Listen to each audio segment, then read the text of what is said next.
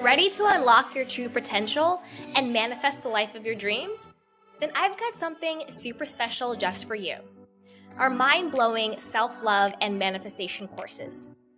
Picture this, a journey of self-discovery where you'll find a deep well of self-love and acceptance. Say goodbye to self-doubt and hello to unshakable confidence. Our courses are designed to help you embrace your worthiness and tap into the incredible power of self-love.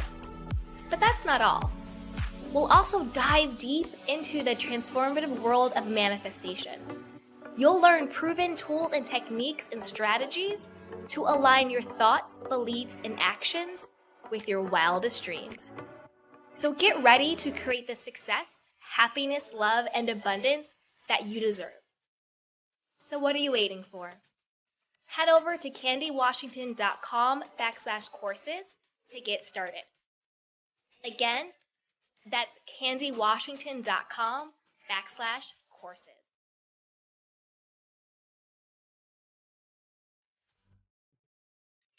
Hello, everyone, and welcome back. As always, I'm Candy Washington, the host of the Soft Life podcast. So before we dive into today's episode, which is the difference between self-love, self-care, and self-concept, and how you can use each of them to manifest your desires, manifest what you want to experience in your life, I'm going to break down the difference between the three of those and how you can use them. But before we dive in, go ahead and subscribe, like, and share. Also, be sure to grab our free self-love guide. We have courses on manifestation, self-love, lifestyle design, Patreon. Check out our community and get some extra perks. And then also shop our Soft Girl collection. So with that, let's dive in. So first, let's talk about the difference between them, and then I'll bake in how to use them to manifest.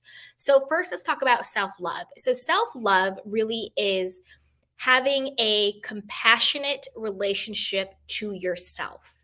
It's showing yourself grace, forgiveness, love, gentleness, understanding, talking to yourself in a loving way, taking care of yourself, viewing yourself as worthy and lovable and deserving. So self-love really is having a loving relationship to yourself. It's really deciding to love and accept yourself. That is what self-love is. It's cultivating a compassionate relationship with yourself, to yourself, and for yourself, right? That's self-love. The way that plays into manifestation is, we all know with manifestation is that you get what you believe to be true for yourself. Just like Oprah said, you don't get what you want, you get what you believe. Ask, believe, and receive. We all know the quotes. So when you have a loving relationship to yourself, that means you have a belief system, because what shows up in your world is based upon your belief system, what you believe to be true for yourself. This is the law of assumption. This is Neville Goddard. This is Dr. Joseph Dispenza or Dr. Joseph Murphy. This is also Joe Dispenza. It's just the idea or the law that you get what you believe to be true for yourself, right? That's the law of assumption. What you assume to be true, manifest. That's why there's no one to change but self. When you're manifesting, what you're really doing is changing your belief system about who you are, what you can have, who you can be, and what you can do. And when you change, when your belief system change, then your world has no choice but to mirror back what you believe to be true for you. So if you have really good self-love, that means your belief in yourself is really good. Your belief in knowing that you deserve love. Your belief in knowing that you deserve wealth and abundance.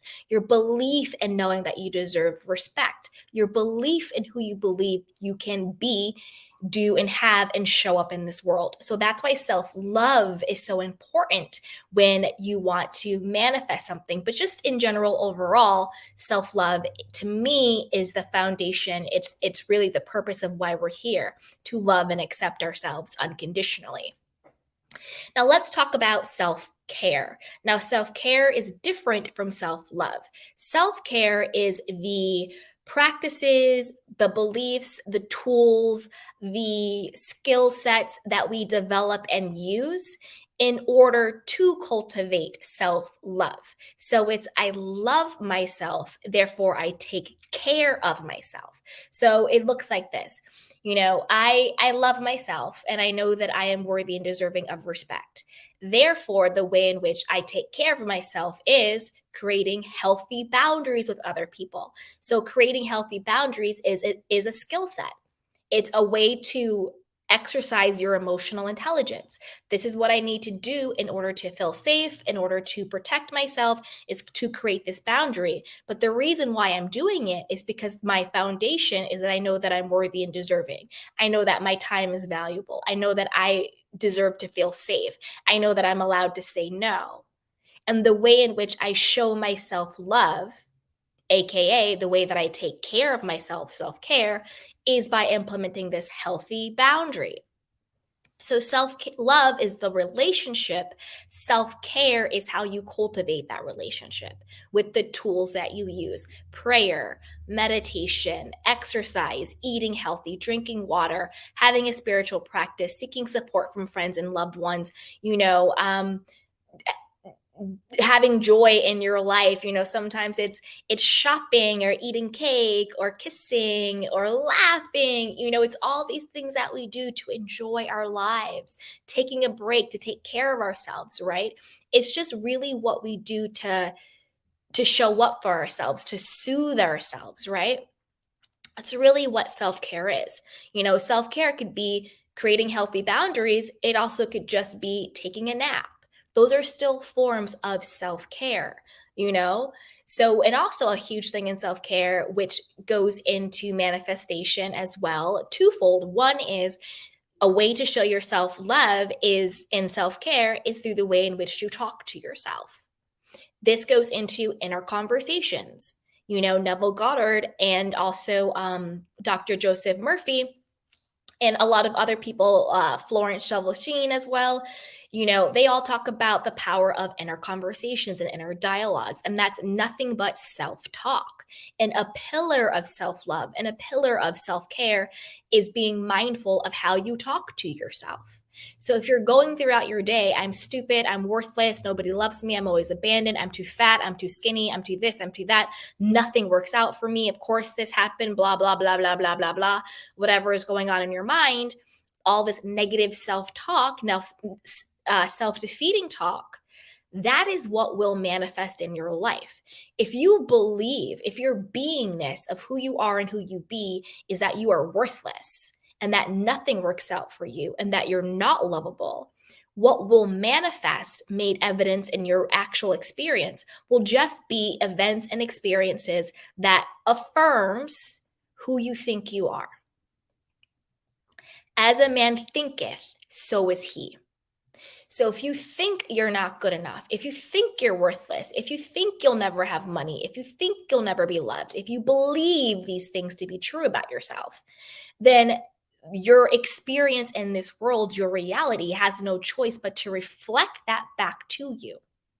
So the reason that we can use self-care to manifest is through loving self-talk.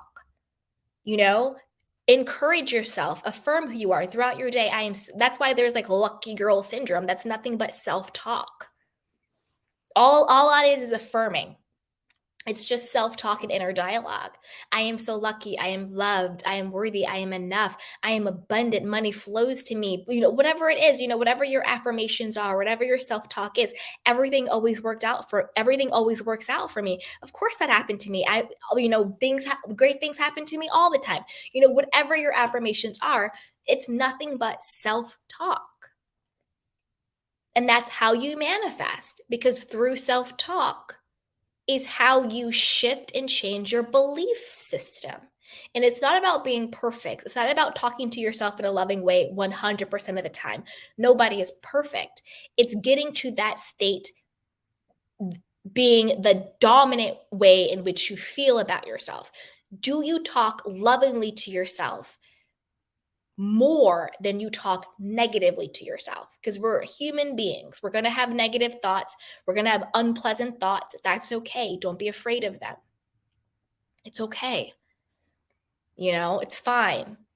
It's just using your emotional intelligence and taking care of yourself to not get consumed by the negative or thoughts or the unpleasant thoughts.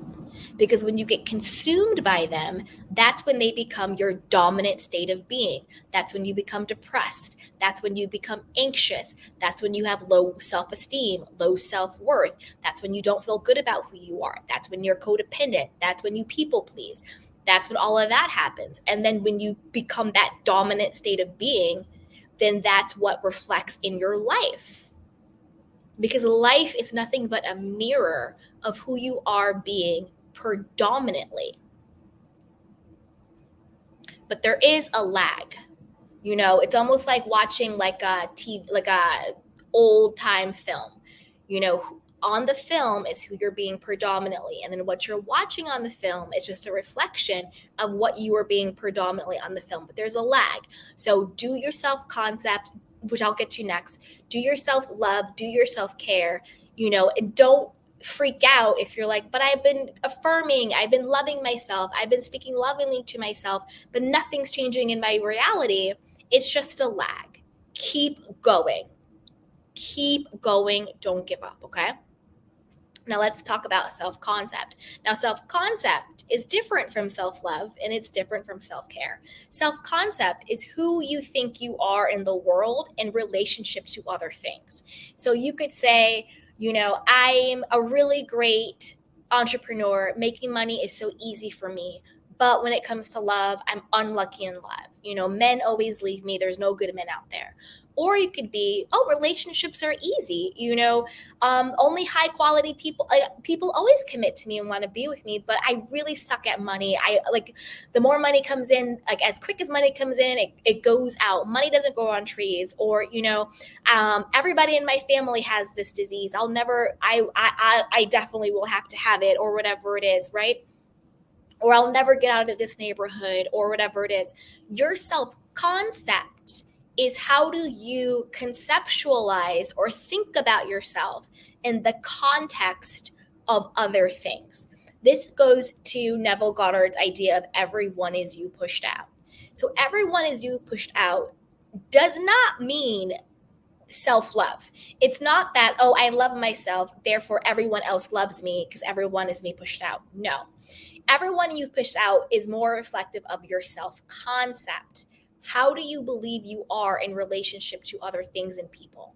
Everyone is you pushed out is if you think all good men are taken, then all good men will be taken. If you think, nobody at the bank would ever give me a loan for my business because I'm so bad at money, then everybody at the bank won't give you a loan for your business because you're so bad at money. That is what self-concept is. That's why we have different experiences in different areas of our lives. That's why you could be, abundant in money, but lacking in the love department. Great health, but can't keep $1 in your bank account, right? That's why we have different experiences in different areas of our life, because our self-concept is different with each area. Some people have the self-concept of every time something works out for me in one area, something has to go bad. People have those belief systems, if I get too happy, something bad is going to happen. That's a self-concept. So the way you use your self-concept to manifest is changing who you believe you are in relationship to the subject of what you want to manifest. So if you want to manifest love in your life, your self-concept has to be, I always meet high quality. Let's say you're looking for a guy, okay? Insert whatever you want. Husband, wife, trans, gay, bi, whatever. Love is love. Do you, boo boo. So insert whatever it is you want in your life. I'll just say a man because it's easier for that example. But insert whatever is right for you, okay? Then you have to start thinking, oh, you know what? There are so many available high quality men that are just dying to commit to me. Every time I go on a date, it goes so well. There are so many great guys out there, or you could do, you know, uh, an imaginal relationship with the person that you want to be with, right? Oh, wow, this person shows me so much love and respect because that is who I am in relationships. I am chosen, I am adored, I am claimed, I am loved, I am respected, I am honored, right? Because that is who I am in relationships. So, self concept is defining who you are, who you be in relationship to the subject. If it's money, well, you know who I am in business. I am a multimillionaire. My content always sells so quickly. I have such great ideas. People love working with me. I'm well respected. If something doesn't work out in one thing, it's for my better because it's going to lead to something great working out over here. Your self concept is who you believe you are in relationship to any particular subject. And you can use everyone as you pushed out. Everybody wants to hire me. All good men want to come to me. Money comes to me so easily because people treat you the way you think they will treat you. If you think, only the bad guys like me, I'm only attracted to the bad boys, well, then what's going to happen? All men cheat, then what's going to happen? I'm always in debt. When I get a little bit of money, another bill comes to take it away. Well, then that's what's going to happen. Or do you think, I am so lucky and money, money just always comes to me every day I wake up. My bank account is getting bigger and bigger and bigger. I always know what to do with my money. I know how to multiply and increase it. I'm so good in business. How do you feel you are in relationship to the subject that you want to manifest? That is your self-concept. And who you choose to be in relationship is what will show up for you. Think about two entrepreneurs. One has a self-concept of, nothing works out for me. I'm such a bad, business person. I can't believe I'm doing this. I'm such a failure. I'll never succeed. So when one invention doesn't go right or one idea doesn't go right, they say, see, I told you I was never going to succeed, and they give up. They fulfill their own prophecy. But if you have another inventor that says, I was born to succeed, I am a success, I have great ideas, my creativity is overflowing, something doesn't go well, they don't quit. They say, oh, you know what? That just gave me more information. It didn't work this way, but this and this did work. So now I can take that and move it on to this, and this subject. Think about Steve Jobs. Think about Elon Musk. Think about Ford. Think about, any inventor in this world. They have, quote, failed a million times more than they've, quote, succeeded. But because they had a self-concept of who they were in relationship to their business, to their creativity, to their entrepreneurship, the meaning they gave to it was different. And because the meaning was different, they were able to manifest success, wealth, notoriety, and all of that. Because they didn't take the failure as I am a failure and I knew I would fail. They took the quote failure as just information. This is just giving me new information that I can now go and apply to my next invention, to my next idea. And then the next one will pop off. There are more, quote, failed ideas than there are, quote, successful ones. But the only way you get to the successful one is if you don't take the failure as an implication of who you are. And that comes from your self-concept, knowing who you are in relationship to something. So there you have it. That's the breakdown of the difference between self-love, self-care, and self-concept, and how you can use all three to manifest. Oh, wait, one more thing about self-care. Self-care also helps you to self-soothe. So when you find yourself feeling triggered by something, and it helps you to not spiral down depression or low self-esteem or low self-worth or anxiety, it allows you to return to center, regulate yourself, and get back into a loving relationship with yourself. Get back into, self-affirming concepts of yourself. So self-care also lets you self-soothe, so that your dominant place of being doesn't become negative or destructive. It becomes positive and affirming. Okay? So let me know if this episode had value for you. Put it down below. I hope it did. I know it did. I believe it did. So be sure to subscribe, like, and share. Grab our free self-love guide down below. Check out our courses on self-love, lifestyle design, and manifestation. Also, join our Patreon. We have a lot going on there, and shop our Soft Girl merch. So with that, you guys, I love you so much, and I will definitely talk to you next time. Bye. Ready to unlock your true potential and manifest the life of your dreams? Then I've got something super special just for you. Our mind-blowing self-love and manifestation courses. Picture this, a journey of self-discovery where you'll find a deep well of self-love and acceptance. Say goodbye to self-doubt and hello to unshakable confidence.